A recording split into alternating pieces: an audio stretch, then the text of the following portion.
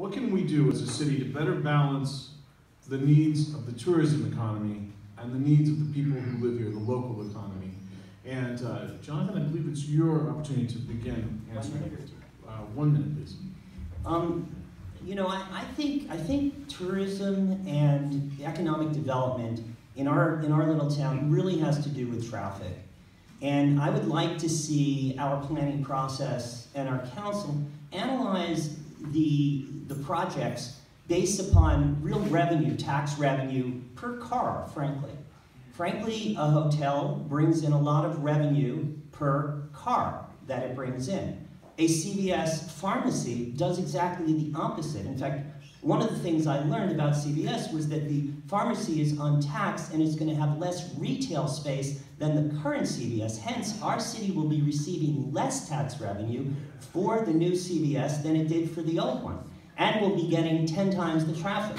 So that's the kind of analysis that I would have liked to have been done by our city planning before CVS was approved. Instead, we just heard jobs, jobs, jobs, the propaganda of the development. Anyway, I look at the hotel the same way. Let's see what we're going to do with space, and let's see how many cars, you know, per $1,000 of revenue. Thank you.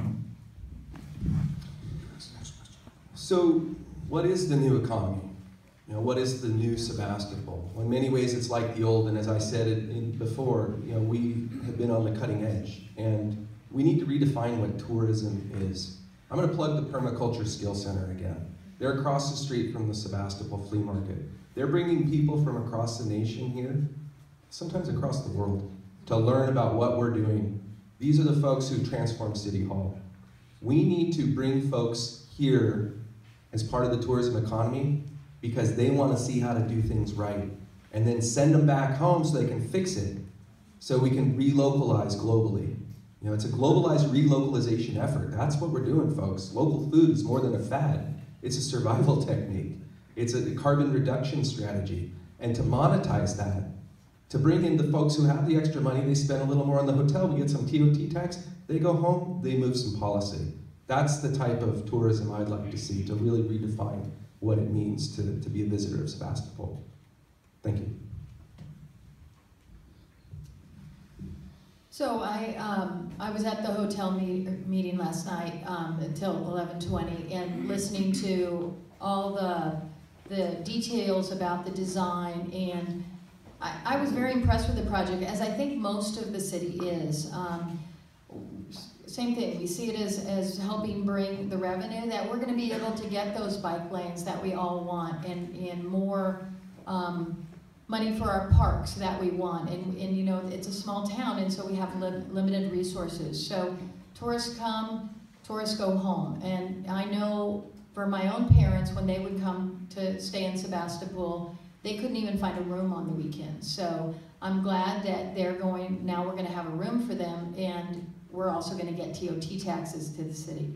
So I don't believe we're going to become another Healdsburg. We're not on the 101 corridor, and I just don't think it's what this town wants, and people wouldn't allow it. So I just am for a new balance, or a balance.